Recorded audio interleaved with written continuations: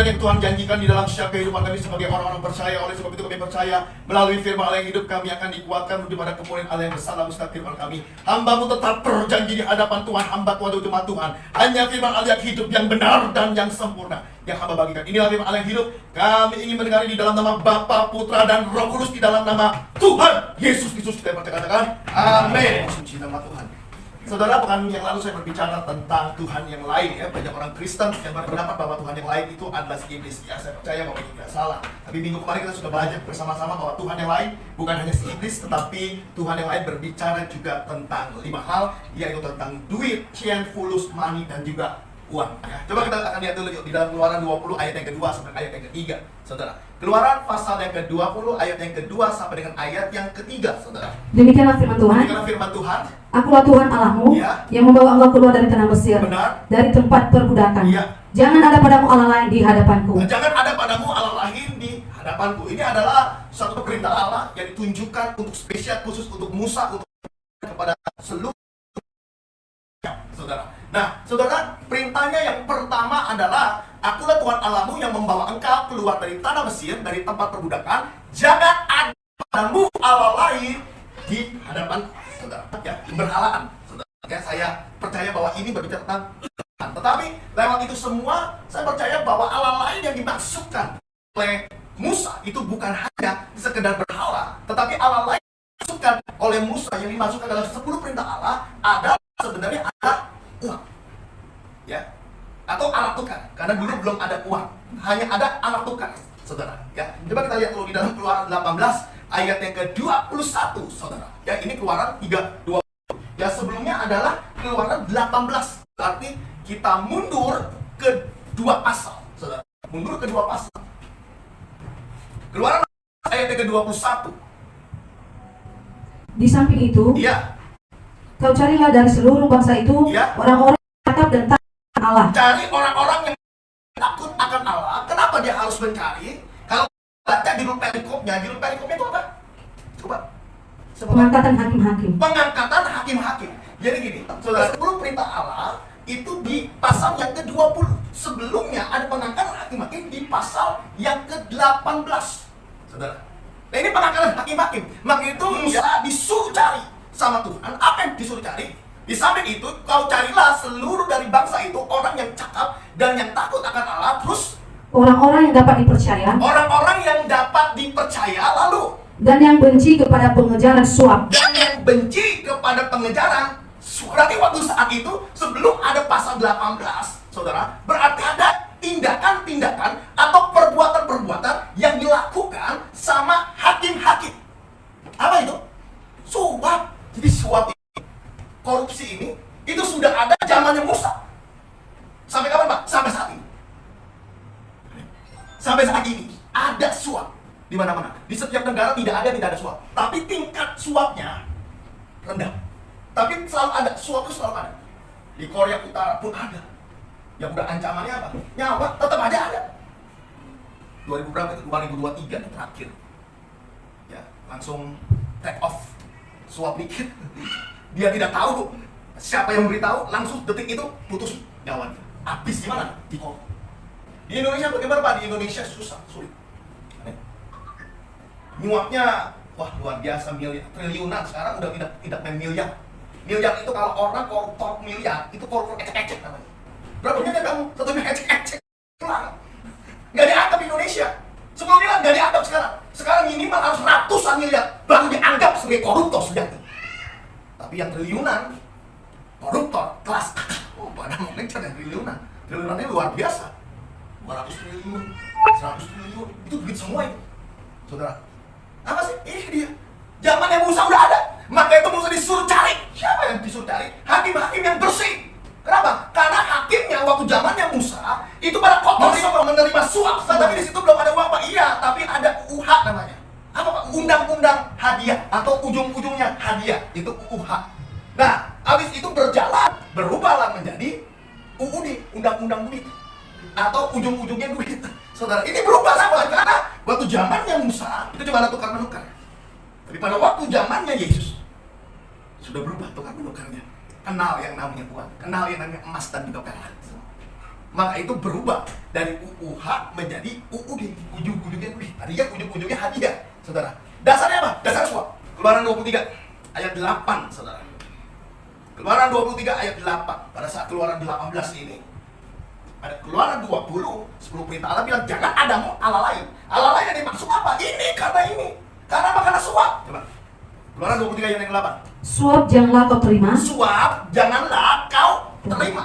Jadi kita mau announcement semua bersama-sama. Firman Tuhan bilang, suap janganlah kau terima. Sebab kenapa suap itu jangan diterima? Sebab suap membuat buta mata orang-orang yang melihat. Sebab suap membuat buta mata orang-orang yang melihat. Ini yang disuap atau yang cuma melihat suap? Yang melihat suap aja matanya bisa buta. Apalagi yang benar-benar jual. Udah gak ada matanya dia. Koruptor itu bukan membutakan mata, tapi udah tidak ada matanya. Matanya itu udah tidak ada. Pak, matanya dari mana, Pak? Matanya kemungkinan besar, matanya di pantai. Kenapa? Karena dia udah gak mikirin orang. Yang terakhir, untuk pendidikan, disuap juga luar biasa. Orang Kristen lagi. Namanya dua, pakai nama Kristen lagi. Katanya orang Kristen bersih. Ada Kristus dalam hidupnya dia. Mana? Suap. Untuk apa? Untuk pendidikan, mencerdaskan kehidupan bangsanya. Diambil juga.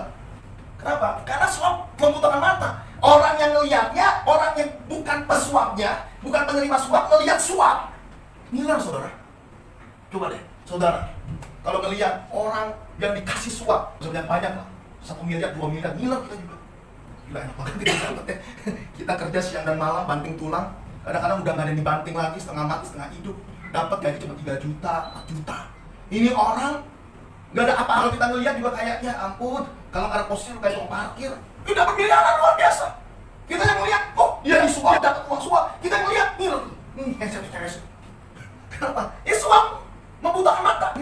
Dan orang yang menerima suapnya, matanya gak ada. Kenapa? Karena sudah dibutakan sama apa? Duit, jam, money, fulus, uang. Ini yang menjadi masalah dalam kehidupan kita, saudara. Lanjutkan lagi, bukan hanya itu. Dan memutarbalikkan perkara orang-orang yang benar. Dan memutarbalikkan perkara-perkara orang-orang yang benar. Orang yang benar bisa jadi salah, orang yang salah bisa jadi benar. Karena apa? Karena suap. Basisnya apa? Basisnya adalah uang. Ada yang di mana, Pak? Di pengadilan pun, di tempat-tempat penegak hukum. Mau di dalam kepolisian, mau di dalam kejaksaan, semua apa? Melihat suap. Melihat apa? Duit. Nggak ada duit. Mau menang harus ada duit. KUHP, kasih uang, habis perkara. KUHP itu singkatan. Kasih uang, habis perkara. Selesai. Perkara mau apapun juga, menang pasti. Nggak ada saksi, menang. Nggak ada bukti, menang semua. Siapa sih yang pelakunya sih? Pelakunya adalah hakim-hakim. Tapi kita ngomongnya pasti oknum hakim. Lalu kenapa? Karena hakim-hakim bahaya. Karena nggak semua hakim seperti begitu, kita bisa dituntut. Makanya bilangnya oknum. Polisi, oknum. Semua oknum, semua oknum. Padahal apa? Semua yang ada adalah oknum. Gimana aja, Pak? Ini udah jelas nih. Memutarbalikkan fakta. Memutarbalikkan perkara. Perkara yang benar jadi salah. Perkara yang salah jadi benar. Termasuk apa? Termasuk pengacara juga. Orang datang semuanya pasti kalah. Udah jelas. Udah. Kalau kalah ya udah. Koordinasi loh. Saya, Pak, gagal mau saya. Koordinasi. Kenapa? Ini suap. Hati-hati. Jangan mata pengacara, mata kepolisian, mata hakim, mata pemerintahan siapapun juga, mata pendeta pun bisa. Pendeta tidak punya matanya. Kenapa? Karena suap. Karena orang Kristen, profesi apa? Kita harus tahu. Kita ini lagi menghidupi hidupnya Kristus. Kristus itu disalib karena apa? Pengkhianatan jalan. Kristus disalib kenapa? Pengkhianatan itu adalah jalannya, proses. Karena suap, saudara. Siapa yang disuap? Terlebih dulu. Yudas disuap. Oleh apa? 30 keping perak. Disuruh jadi saksi. Saksi apa? Saksi palsu. Ngasih tahu Yesus ada di mana.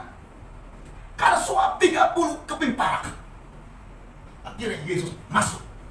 Pengkhianatan sudah jelas. Dan itu perjalanan. Awal juga kita udah tahu siapa Yudas. Yudas ini adalah seorang maling sebenarnya. Maling dalam gereja, maling dalam ibadah, maling dalam bait Allah, tapi masih juga dipelihara. Kenapa? Karena organisasi. Hati-hati saat ini. Banyak organisasi yang pelihara maling-maling. Amin. Ternyata pendeta ternyata nggak kudus-kudus banget, saudara. Saya ngira tuh kalau udah jadi pendeta nggak modus, enggak. Justru pendeta ini, ya dia yang malingnya gitu. Maling apa? Maling uang jemaat. Maling persepuluhan. Hati-hati. Lukas 16 yuk. Ayat yang ke-13 sampai ayat ke-15. Saya pernah ada khotbah maling dalam gereja. Ada saya. Pernah saya ada khotbah itu. Saya khotbahin saya tidak salah. Saya khotbahin di gereja. Nggak tahu di gereja mana. Selesai itu tidak pernah dikhotbahin lagi. Tidak pernah diundang lagi. Kenapa? Karena pendeta yang maling. Maka itu dia tidak enak gitu dengar firmannya gitu. Karena pendetanya maling. Akhirnya kita tidak dikhotbah lagi. Udahlah. Dan nggak diundang lagi. Nggak apa-apa. Daripada saya juga maling. Lukas 16 ayat 13 ayat 15. Saudara silakan. Seorang hamba Ya. tidak dapat mengabdi kepada dua tuan. Seorang hamba tidak dapat mengabdi kepada dua tuan. Karena jika demikian, Iya. ia akan membenci yang seorang Ya. dan mengasihi yang lain. Ya, pasti. Atau ia akan setia kepada yang seorang Ya. dan tidak mengindahkan yang lain. Oke, lanjut. Kamu tidak dapat mengabdi kepada Allah dan kepada Kamu tidak Mammon. dapat mengabdi kepada Allah dan juga kamu tidak dapat mengabdi juga kepada Mammon. Saat itu Mammon ditulis dalam huruf besar. Kenapa? Karena ada banyak orang yang menjadikan Mammon sebagai Tuhannya. Mammon itu bukan huruf kecil. Mammonnya adalah huruf besar. Apa itu Mammon? Mammon itu adalah yang memberikan suatu kekuatan kepada yang bernama adalah duit, money, full. Itulah suatu kekuatan. Di balik kekuatan itu yang memberikan suatu kekuatan untuk duit. Fian, money, uang, fulus. Itulah Mammon. Kekayaan dari dunia. Tapi kekayaannya dari dunia adalah kekayaan yang tidak baik. Kekayaan yang kita bisa bilang adalah kekayaan yang fana. Kekayaan dari suatu kejahatan. Itulah Mammon. Maka itu firman Tuhan bilang, kamu tidak bisa mengabdi kepada Allah, tapi juga mengabdi kepada Mammon. Tuhanmu kau harus pilih. Tuhanmu Allah atau Tuhanmu adalah duit. Maka itu hari ini khotbah saya adalah God of Money. Dewa uang. Dewa duit, saudara. Dewa duit. Ada dewa judi? Saya ini enggak. Dewa uang, dewa duit. Karena kita udah terjebak ini. Segala sesuatu diukurnya sama uang. Maka itu, kamu tidak bisa mengabdi kepada Allah dan juga kepada Mammon. Harus pilih. Mau kepada Allah atau kepada Mammon. Orang-orang yang menerima suap pasti Allahnya bukan Yesus, tapi Allahnya adalah duit, money, fulus, uang. Saudara, itu Allahnya dia. Semuanya itu didengar oleh orang-orang Farisi. Semuanya itu didengar oleh orang-orang Farisi. Bayangin, orang-orang Farisi mendengar, saudara. Kenapa? Hati-hati. Kemungkinan besar God of Money-nya adalah si orang Farisi. Hamba-hamba uang itu. Hamba-hamba uang itu berarti di tempat itu ada hamba-hamba duit yang fokusnya bukan sama Tuhan, yang fokusnya sama duit, tetapi diselimuti sama Tuhan. Diselimuti sama kedoknya Tuhan. Kedoknya betul pendeta, kedoknya betul gereja. Tapi sebenarnya adalah yang dia mau adalah duit, money, fulus, uang. Ini orang-orang Farisi, ya. Hamba-hamba uang itu, ini orang Kristen. Ini bukan kagak orang Kristen ini orang yang percaya. Orang Farisi siapa sih Pak? Orang Farisi itu adalah orang yang membiayai segala pernik, segala macam permasalahan, segala macam kebutuhan dari ibadah, dari bait Allah, dari gereja Tuhan, itu dipenuhi sama orang-orang Farisi. Ada juga orang Farisi yang merangkap juga sebagai ahli Taurat. Ada orang-orang Saduki juga. 11, 12 sama persis. Dan mereka ngapain Yesus tuh? Dan mereka mencemoohkan dia. Dan mereka mencemoohkan dia. Siapa yang mencemoohkan? Yang mencemoohkan adalah orang-orang Farisi, hamba-hamba uang itu. Ini pendeta-pendeta ini. Pendeta dikasih tahu sama Yesus, kamu jangan, kalau mau berharap sama aku, jangan berharap sama kekayaan, jangan berharap sama Mammon. Nggak seneng. Dia apa? Dia ngomongin Yesus. Dan mereka mencemooh dia. Padahal Yesus lagi kasih tahu kebenaran. Lagi khotbah kita tentang kebenaran. Saudara, besoknya saya dipanggil. Khotbah tentang persepuluhan. Besoknya saya dipanggil. Di sidang. Apa yang di sidang? Khotbah saya diputar lagi tentang apa? Tentang persepuluhan. Dia tidak senang. Mereka mengira dia diusir. Apa? Saya datang, saya berbicara tentang kebenaran. Kenapa? Karena kebenaran akan memberikan kemerdekaan buat hidup saya. Nanti kita akan lihat, ya, persembahan, ya, kolektor itu ada atau tidak? Nggak ada. Tunjukin sama saya hari ini ada kolektor, saya bayar 1 miliar. Kolektor tidak pernah ada, dan kolektor tidak disarankan juga. Yang menyarankan siapa? Menyarankan bapak-bapak gereja. Siapa itu? Nggak tahu, itu udah mati semuanya. Udah mati tapi ninggalin bekas. Bekasnya apa? Bekas yang buruk lagi. Luar biasa. Makanya kalau kalau melihat sejarah gereja, aduh enak banget. Kenapa enaknya? Karena bapak-bapak gereja itu banyak hal yang membuat peraturan, yang membuat suatu rule, tapi nggak sesuai dengan firman. Kita ini harus sesuai dengan firman. Dan sekarang masalah dia udah mati, tapi doktrinnya, dogmanya dipegang terus. Orang ini udah mati juga, bingung juga kan. Kita mau konfirmasi sama dia tegang di sana, udah mati ya. Tapi tulisannya ditulis dalam buku lagi. Dan hamba-hamba Tuhan, pendeta-pendeta, ya punya dasarnya itu loh. Di ngomongin sama si bapak gereja udah salah, dan udah mati malah salah dia. Gak tahu masuk mana, surga atau neraka, gak tahu juga. Ini kita jadi susah, kenapa? Karena kita punya doktrin, dogma. Yang kita tahu bahwa doktrin dan juga dogma tidak sesuai dengan firman. Hati-hati. Amin. Makanya itu firman Tuhan bilang, ada penyesat. Kalau bisa, yang disesatkan adalah orang-orang pilihan. Siapa? Para hamba-hamba Tuhan pendeta disesatkan. Oleh apa? Oleh pengajaran, oleh pengetahuan, oleh apa yang ada dalam pikiran kita. Disesatkan semua. Lalu ia berkata kepada mereka, Ya. kamu membenarkan diri di hadapan orang. Kamu membenarkan diri di hadapan orang. Yang ada orang Farisi sama orang hamba-hamba Tuhan itu, satu kalau kita ngomongin, dia merasa dia lebih benar. Dia debat sama kita. Kenapa? Nggak senang masalahnya. Karena duitnya berkurang pasti. Saya setiap kali korban di gereja, itu duit bukan bertambah, berkurang tuh pasti. Tadinya banyak yang kasih persepuluhan, nggak ada yang kasih lagi. Karena kita berbicara tentang kebenaran. Pemberian itu dari hati kita. Amin. Pemberian itu bukan dipaksa. Kolektor itu dipaksa. Kolektor. Debt kolektor. Penagihan uang. Minta duit. Makanya di sini nggak ada kita. Kolektor kita nggak ada. Debt kolektor kita nggak ada. Penagih duit nggak ada. Kalau nggak ya, orang-orang yang menjalankan kolektor itu bahaya. Untungnya dulu saya belum pernah jadi yang bagi-bagi kolektor itu. Untungnya belum pernah saya. Itu harus dipertanggungjawabkan itu di hadapan Tuhan. Ntar kita lihat. Tetapi Allah mengetahui hatimu. Iya. Sebab apa yang dikagumi manusia, Iya. dibenci oleh Allah. Sebab apa yang dikagumi oleh manusia, justru itu yang dibenci sama Allah. Manusia kagum karena apa sih? Manusia kagum kalau gerejanya besar. Gerejanya besar. Temboknya penuh dengan multimedia. Dia kagum luar biasa. Dia kagum kalau dia punya uang. Ada yang tanya luar biasa pakai rantai, saudara. Rantai regal. Tau nggak? Bagelen. Rantai kuning semuanya bagelen itu. Luar biasa. Rantai bagelen itu. Pakai jam tangan. Oh, jam tangannya baru satu foto. Gila jam tangannya. 32 juta, 50 juta. Jemaatnya kerjanya cuma 2 juta. Masih dipalakin juga. Ampun. Saudara. Nggak beres. Hati-hati. Apa yang dikagumi manusia dibenci oleh apa? Saya akan ditanya, Pak, jemaatnya berapa Pak? Ya 20-30 lah. Oh, begitu ya? Dia menyepelekan. Nggak apa-apa. Emang betul. Emang 20-30 yang dipercaya sama saya. Kenapa? Karena saya kagak mampu. Untuk punya jemaat 50, selalu nggak mampu saya. Saya tahu diri. Pendeta tahu diri ya saya. Kalau yang lain nggak, wah berapa kamu? Wah, ya saya kurang lebih udah 1000 lah. Wih, luar biasa udah 1000. Ya bagus. 1000 orang itu kamu kenal atau enggak? 1000 orang itu menjadi tanggung jawab kamu atau tidak? Belum tentu. Saya 20-30 aja belum tentu saya kenal. Ya kan? Apalagi itu yang 1000 banyak yang dipertanggung jawabkan. Saya enak. Ya 30-50 lah kita hitung lah semua lah. Ntar saya disidang kan. Ada apa yang kamu sudah kasih tahu? Ada jemaat kamu 50 semua, 3, 4, 5, 50. Saya kasih tahu lah. Masih ingat lah 50 orang. Gini, kamu punya jemaat berapa? Saya punya jemaat 10.000. Udah bilang, ini lagi dah. Nungguin sidangnya juga ribet itu. Kenapa? Ditanya satu persatu. Jemaat sini Alyong, yang rumahnya itu di Kebon Kayu. Kamu ajarkan apa sama dia? Aduh lupa, Alyong yang mana ya?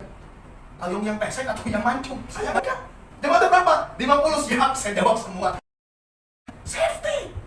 Kita orang safety aja. Maka itulah. Jangan bangga.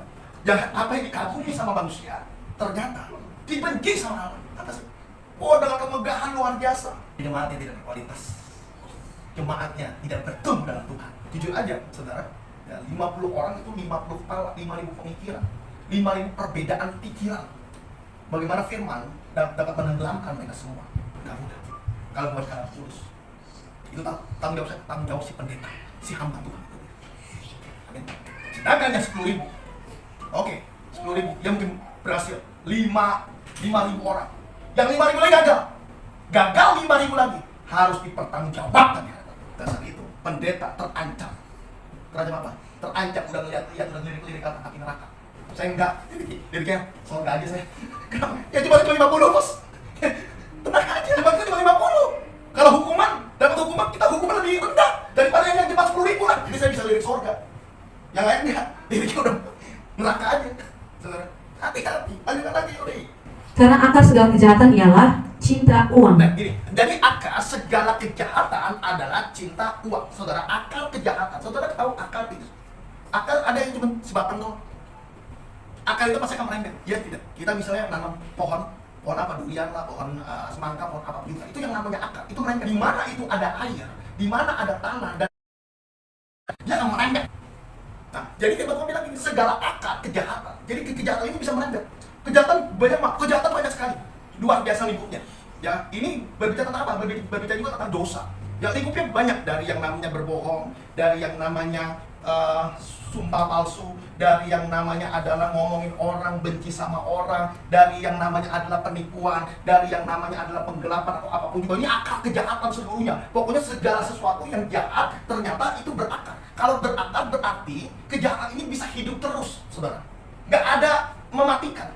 Bisa hidup dari akar yang pertama, bisa jadi akar yang kedua, bisa jadi akar yang ketiga, bisa jadi akar yang keempat, kelima, dan ke sebanyak mungkin. Kejahatan itu seperti ini. Ternyata kejahatan ini ada suatu virus. Virusnya apa? Cinta uang. Jadi akar kejahatan itu cinta uang. Orang bisa melakukan kejahatan itu karena dasarnya adalah dia mengasihi uang, cinta sama uang, daripada cinta pada kebaikan dan kasih itu sendiri.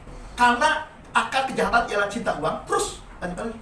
Sebab oleh memberi uanglah beberapa orang telah menyimpang dari iman. Karena uang, orang sudah menyimpang dari iman. Karena uang, si pendeta bisa jadi pendakwa. Karena uang, jadi Kristen bisa jadi Islam. Dari Katolik bisa jadi musuh. Karena apa? Karena uang. Karena uang bisa nikah, pindah agama. Kagak apa-apa Pak, pindah agama Pak. Karena dia kagak mau jadi Kristen Pak.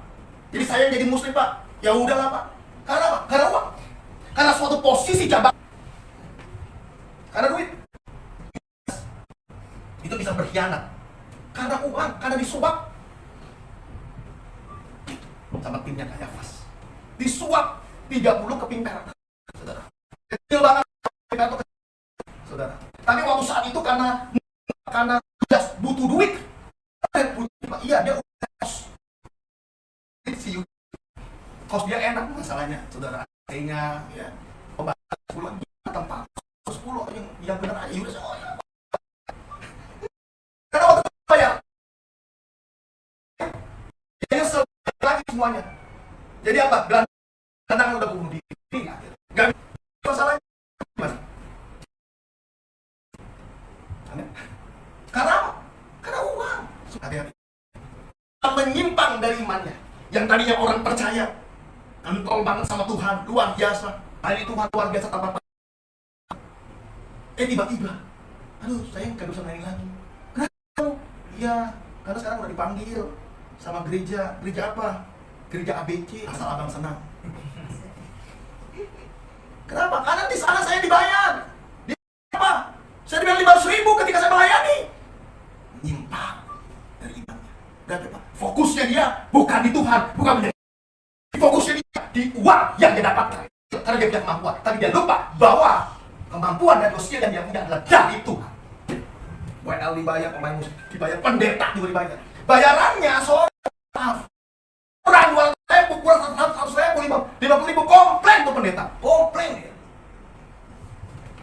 Maka itu saya lebih baik pendeta jadi penjahat. Khotbah gratis. Kemarin penjahat jadi pendeta. Kok pas kita mau kasih, nggak usah. Ini untuk Tuhan. Jangan, ini untuk Tuhan. Dia pasang, ini untuk Tuhan. Saya ambil, tapi saya mau balik lagi buat Tuhan. Itu luar biasa. Mendingan satu, jangan pendeta, dan anaknya pendeta, bapaknya pendeta, jadi pendeta. Saudara, mendingan satu, benar-benar dia penjahat, pembunuh, penjina, tapi dia bertobat. Dia melayani Tuhan. Kembali, fokusnya apa? Profesi. Menjadikan profesi saya, bukan jabatan saya, bukan. Apa Pak? Hobi, saya ada hobi. Kemarin ada yang nanya, ada Tuhan, Pak, kagak capek? Bapak teriak-teriak Pak semuanya. Coba semuanya. Kalau orang hobi itu enak. Orang yang hobi ini enak gitu loh. Saya nih nggak ada, saya Pak, korban Pak, kali 3 kali, nggak apa-apa, hobi. Enak, hobi. Jadi kita main Tuhan adalah hobi. Kita pasang. Nggak usah bayar, ngapain bayar? Karena Yesus tidak pernah dibayar juga. Kenapa kamu harus membayar itu? Karena bukan malah jemaat kasih makan mereka. Salah itu, konsep yang salah. Dan menyikirinya dengan berbagai-bagai duka. Lebih banyak nih hamba-hamba Tuhan menyiksa dengan berbagai macam duka. Aduh, kita belum makan, kita butuh dana buat Natal. Saya bingung, Natal emang butuh aneh sih. Sampai detik hari ini saya tuh aneh ada dana Natal, dana Paskah. Emang Natal sama Paskah butuh dana ya? Kenapa butuh dana? Bingung saya. Yesus ini kesederhanaan. Khotbah pun tidak di gedung. Di mana? Di perahu. Numpang sama perahunya Simon. Perahunya Simon udah banyak airnya lagi, udah rembesan itu perahu itu. Yesus duduk, jubahnya aja kena ini. Pada saat selesai habis khotbah, kenapa? Iya, perahunya Simon, perahu jelek. Kenapa kita harus merayakan Natal dengan wah, dana Natal luar biasa? Simpel aja. Yesus lahir di kandang domba, nggak ada perayaan Natal tuh. Rumah itu biasa aja tuh bagimu. Setelah lahir juru selamat, selesai, udah, ya udah. Kenapa kita harus merayakan dengan Tuhan? Tidak usah. Apa-apa. Datang kepada Iya. perbuatan baik, apakah yang harus berbuat untuk memperoleh Tuhan? Iya. Apakah seperti apa yang baik? Iya. Kau ingin masuk ke dalam hidup, Iya. ikuti segala perintah Allah. Betul. Kata padanya, firman Yesus, membunuh, jangan berzina, jangan mencuri, jangan mengucapkan saksi dusta. 10 perintah hafal benar, bukannya dia hafal, tapi dia juga menggunakan, dia juga melakukan semuanya tentang ini. Yang saya juga nggak tahu sampai detik hari ini namanya siapa. Kemungkinan besar kita anggap. Lanjut. Hormatilah ayahmu dan ibumu, Ya. dan kasihilah sesama manusia seperti dirimu sendiri. Terus, Kata orang muda itu kepadanya, kata orang muda itu, kata si Ucok. Si Ucok bilang bahwa itu semua sudah lakukan 10 perintah Allah itu kecil buat aku, katanya. Lanjutkan lagi Yuri. apalagi yang masih kurang? Lagi yang 10 perintah Allah, 10 perintah Allah yang diberitakan, yang dideklarasikan oleh Musa, aku sudah lakukan dan aku bisa untuk melakukan semuanya. Apalagi yang kurang? 10 perintah Allah itu adalah suatu ketetapan yang sudah sempurna semuanya. Aku sudah melakukan yang sempurna. Yesus kepadanya, Kata Yesus kepada orang itu yang bernama Ucok. Lanjut. kalau engkau hendak sempurna, Jika kau hendak sempurna, pergilah, pergi, jualah segala milikmu, jual semua milikmu, apa yang kau punya, engkau jual semuanya. Jangan ada satupun yang kau tidak jual. Yesus terus. dan berikanlah itu kepada orang-orang miskin. Dan berikan itu semua kepada orang-orang miskin. Saudara, terus pada waktu dia bilang bahwa berikan semua kepada orang-orang miskin, hati udah bergejolak. Enak banget gua yang kerja, lu yang dapat tuh. Maka engkau akan beroleh harta di sorga. Maka engkau akan beroleh harta yang ada di sorga. Terus, Kemudian datanglah kemari dan ikutlah aku. kemudian kamu datang kemari dan ikut aku. Terus dia melihat, ikut kamu. Kamu itu siapa? Rumah aja kagak punya. Kagak punya rumah. Saudara, Yesus itu hidup pengembara. Kapan? 3,5 tahun dia pelayanan. Dia hidup dalam pengembaraan. Dia ulang rumah ke rumah Papa Yusuf. Dulunya di Papa Yusuf. Dagang apa nih? Sofa. Dengan kayu. Maka itu Yesusnya ahli kayu. Maka itu kayak kayu salib itu udah dirancang sedemikian rupa luar biasa. Karena dia tukang kayu. Jual semua hartamu, kemari dan ikut aku. Ikut aku, dia bingung. Mau ikut Tuhan, mau jadi tukang kayu. Karena dia tahu Yesus dari tukang kayu masalahnya. Memang untuk bikin sofa, Yesus nggak ada duanya. Paling top itu. Gergajinya ngetop, ya apa namanya, serutannya juga ngetop juga semuanya. Karena basis dari tukang kayu. Ketika orang muda itu mendengar perkataan itu, pergilah ia dengan sedih, sebab banyak hartanya. Iya. Yesus berkata kepada murid-muridnya, aku berkata kepadamu, Iya. sesungguhnya sukar sekali bagi seorang kaya untuk masuk ke dalam kerajaan sorga. Amin. Nah, pada waktu itu dia bilang bahwa orang itu sangat sedih. Kenapa? Karena hartanya sangat banyak sekali. Hamba ini adalah, orang muda ini adalah hamba uang, hamba duit, bukan hamba Yesus.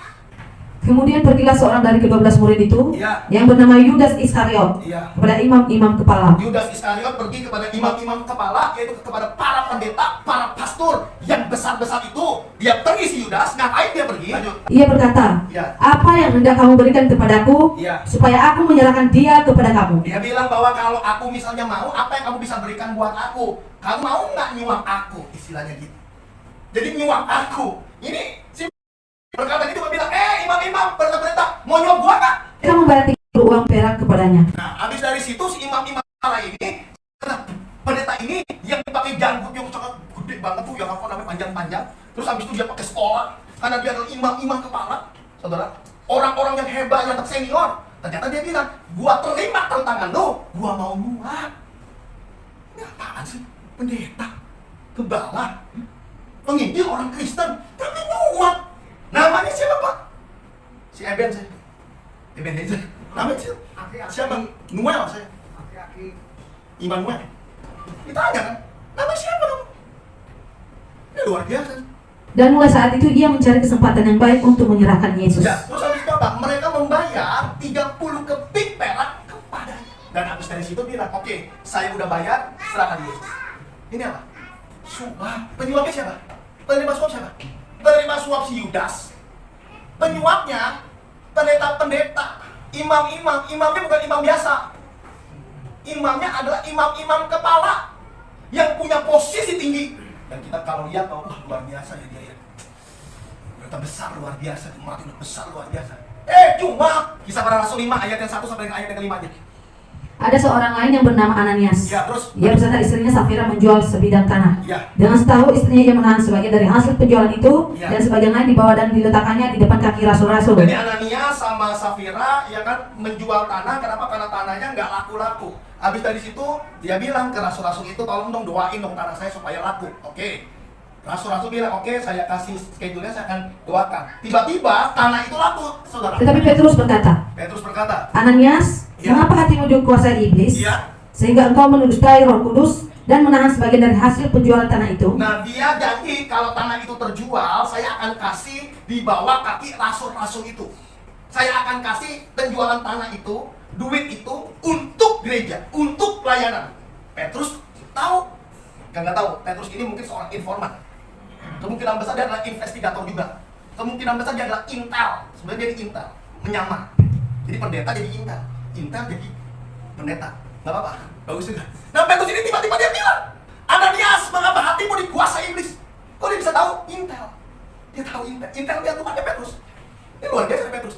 Kenapa hatimu dikuasai iblis? Sehingga engkau mendustai Roh Kudus dan menahan sebagian daripada hasil penjualan tanah itu. Selama tanah itu tidak dijual, Ya. bukankah itu tetap kepunyaanmu? Ya. Dan setelah dijual, bukankah hasilnya itu tetap dalam kuasamu? Ya. Mengapa engkau merencanakan perbuatan itu dalam hatimu? Ya. Engkau bukan mendustai manusia, tapi mendustai Allah. Iya, Bos Petrus begini loh. Tadinya mah itu cuma omongan-omongan biasa doang. Disangkain Petrus kagak tahu. Itu pada saat udah terjual itu, saya tuh mau diam-diam aja. Sebenarnya saya mau itu, tapi saya juga bingung. Kamu kenapa jadi intel? Salahnya karena kamu jadi intel. Salahnya karena Petrus jadi intel. Petrus tahu. Dan akhirnya Petrus tahu. Petrus bilang, Ananias, kenapa kok kamu bohong? Ini cuma urusan bohong doang nih. Dikuasai oleh uang, dikuasai oleh duit. Duitnya udah ada dalam dirinya dia. Tapi janjinya dari tempat. Ketika mendengar perkataan itu, Ya. berbalah Ananias dan putuslah nyawanya. Dan putuslah nyawanya. Saudara, saudara, kalau Ananias kasih, dia cukup semuanya. Amin. Maka itu, saudara, doa Bapa kami, itu akan berikan kami makanan yang secukupnya. Supaya apa? Supaya hatimu tidak keterikatan, tidak terbelenggu oleh duit atau oleh fulus, cian dan juga kami. Lukas 11 ayat yang pertama, ayat yang ketiga. Pada suatu kali Yesus sedang berdoa di salah satu tempat. Pada suatu kali Yesus sedang doa di salah satu tempat. Ketika ia berhenti berdoa, Ketika dia berhenti berdoa, terus berkatalah seorang dari murid-muridnya kepadanya, berkatalah seseorang dari murid-muridnya berkata kepada Yesus, apa yang dia tanyakan pada waktu Yesus saat itu lagi berdoa? Tuhan, ajarlah kami berdoa, ajarkan kami berdoa. Terus sama seperti yang diajarkan Yohanes kepada murid-muridnya. sama seperti yang diajarkan Yohanes kepada murid-muridnya. Berarti apa? Yohanes pernah ngajarin tentang doa. Betul? Seperti Yohanes, Tuhan ngajarin murid-muridnya tentang berdoa juga. Sekarang aku mau supaya engkau yang ngajarin aku tentang yang namanya berdoa. Jadi ada dua pengajaran. Pengajaran doa dari Yohanes, yang kedua adalah pengajaran doa dari Yesus itu sendiri. Nah, saat ini apa yang saat ini yang engkau diajarkan? Apakah doa dari Yohanes? Apakah doa dari Yesus? Murid-muridnya bilang, tentu dong, saya maunya doanya dari Yesus. Kalau Yohanes masih manusia, masih daging. Doanya apa? Pasti doanya minta-minta. Minta-minta apa? Minta kaya, minta selamat, minta sehat, dan lain-lain. Itu doa-doa Yohanes semuanya. Baik gak? Baik pada waktu zamannya Yohanes. Tapi pada waktu Yesus bilang bahwa aku ada doa yang spesial, doa yang berbeda. Apa itu? Doanya ini tidak akan membuat kamu untuk mengikat hidupmu terhadap uang. Diajari sama Yesus. Yesus menjadi pengajar doa terbaik adalah Yesus Kristus. Apa itu doanya? Jawab Yesus kepada mereka, Iya. apabila kamu berdoa, katakanlah, Katakanlah. Bapa, Panggil nama Bapa katanya. Kalau kamu berdoa, Yesus bilang sama murid-muridnya, ya, aku tidak tahu Yohanes ajarin atau tidak, tapi yang pasti aku ngajarin kamu ketika kamu berdoa, panggil nama Bapamu yang ada di sorga. Yang kedua, dikuduskanlah namamu. dikuduskanlah namamu, karena engkau adalah kudus, mulia, agung. Kita harus menyembah Dia. Yang ketiga, Datanglah kerajaanmu. datanglah kerajaanmu. Itu adalah doa dasar yang Yesus ajarkan. Lalu yang penting ini adalah yang ini.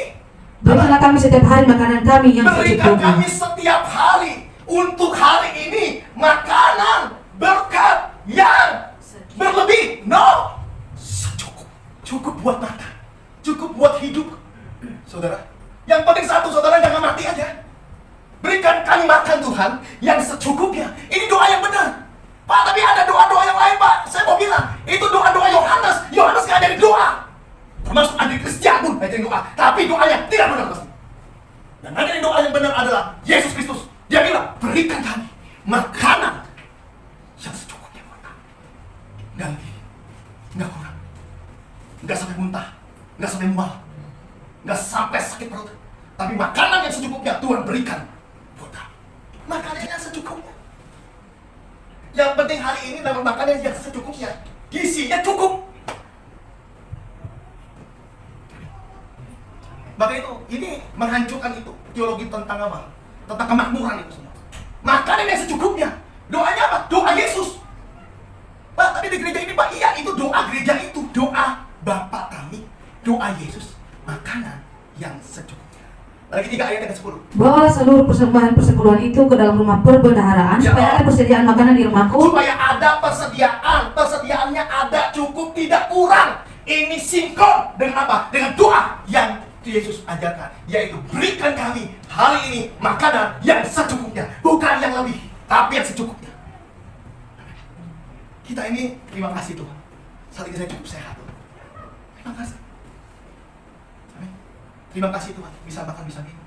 Terima kasih Tuhan, masih bisa, pup, buang air besar, buang air kecil, terima kasih. Buang air besarnya juga tidak banyak, buang air kecilnya juga tidak banyak. Karena orang buang air besar banyak juga masalah. Setiap kali buang air besar semuanya moncor nih, mencret. Saudara, itu kagak bagus.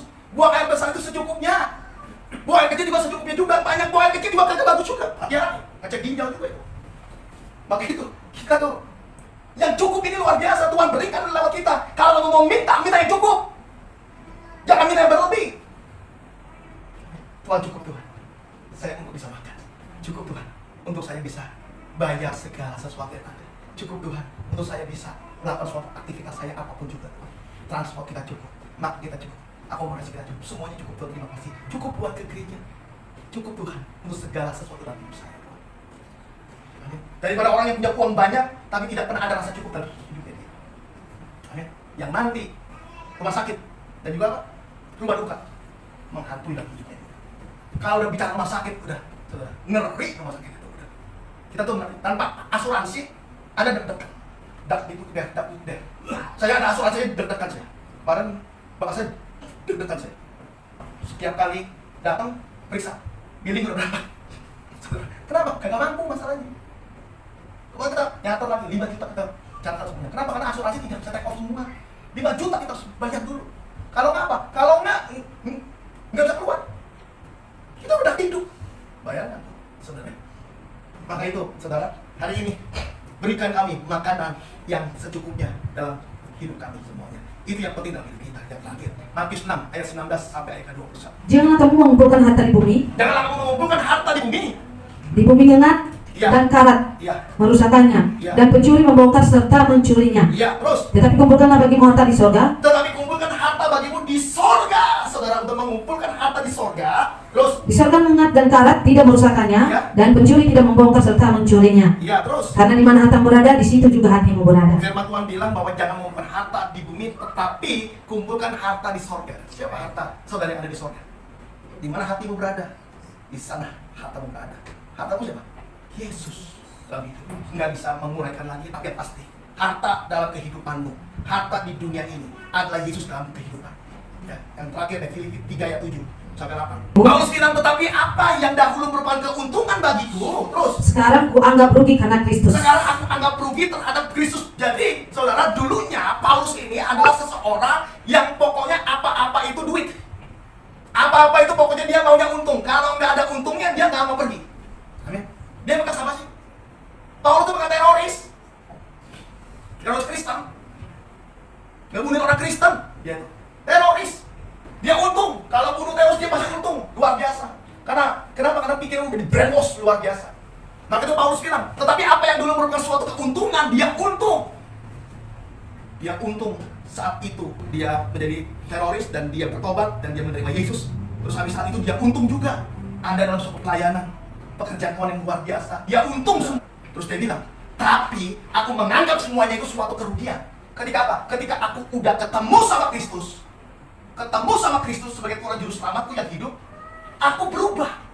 Berubahnya apa? Tadinya doanya seperti yang saya udah bilang, Tuhan tolong berkati saya dengan berkat yang berkelimpahan. Berikan saya perlipat gandaan 30, 40, 60, 100 kali ganda.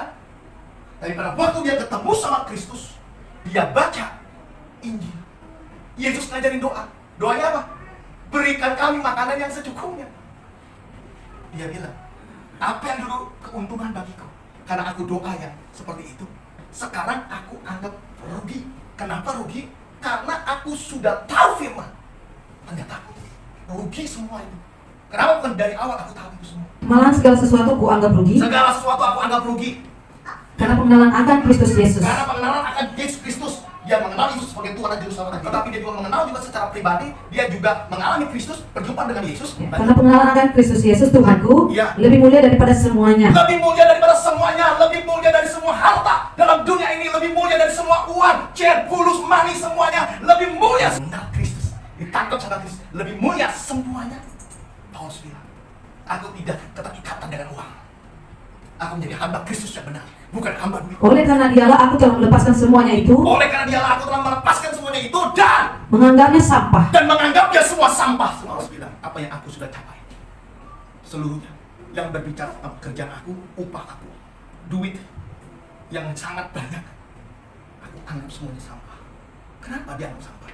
Karena di dalam kerajaan sorga nggak dikenal uang, duit, fulus, jet, money. Dan saudara dan saya nggak bisa beli sorga dengan uang. Supaya aku memperoleh Kristus. Supaya aku memperoleh Kristus. Amin. Hari ini bebaskan diri kita dari apa? Dari hal-hal yang tidak baik. Dari keterikatan uang di dalam kehidupan kita. Amin. Puji nama Tuhan.